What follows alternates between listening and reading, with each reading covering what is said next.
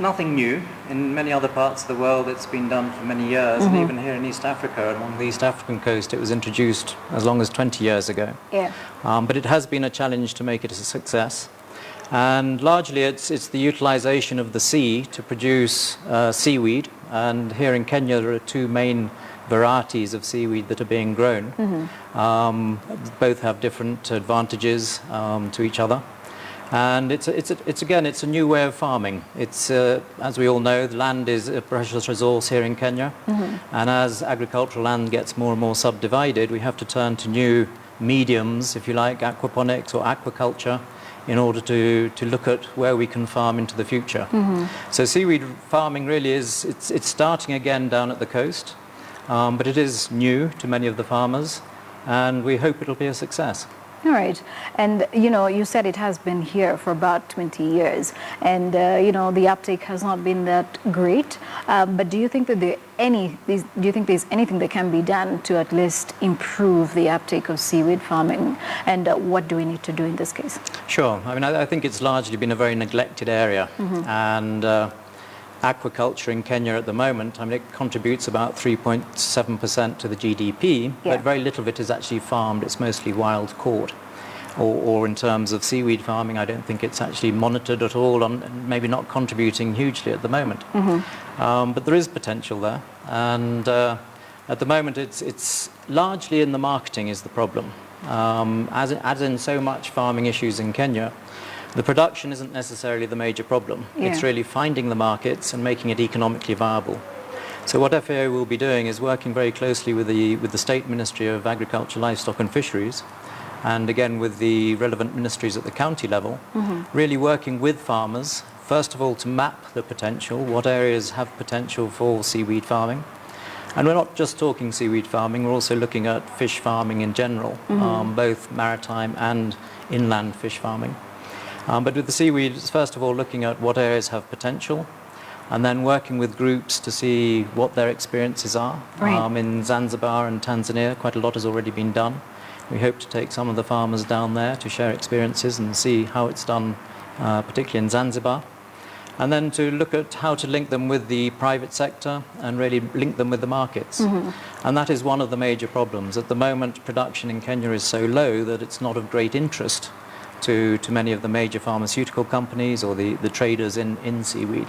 But by increasing the number of interested farmers and by supporting them to get the means to farm, and it's actually relatively simple. There are some challenges, but it's a relatively simple thing to do. All right. When you say relatively simple, there are a lot of questions as well that come to mind, because what we're seeing now is that it's only being practiced in Kwale County or in the coastal strip of Kenya.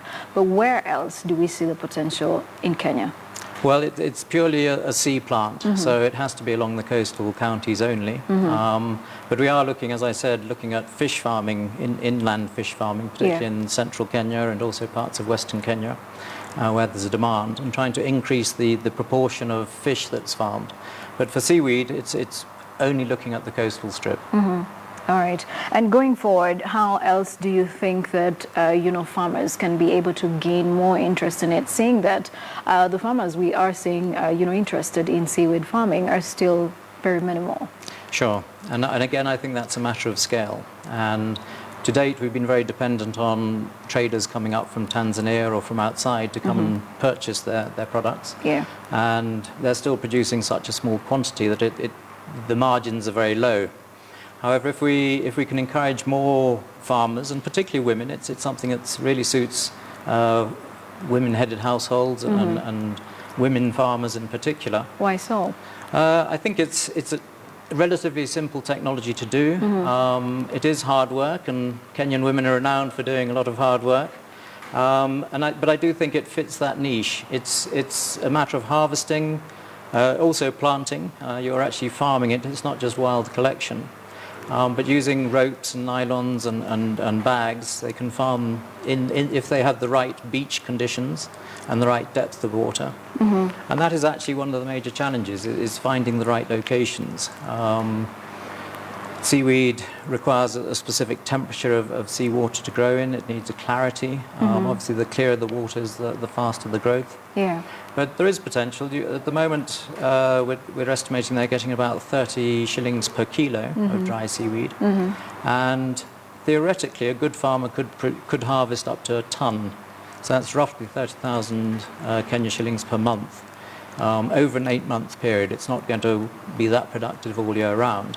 But I think that does contribute significantly, particularly to individual women households who would be more involved. Right. But again, it's working with them to form groups, to work together cooperatively, put their harvests together and market it jointly. And also to look at quality aspects. Okay.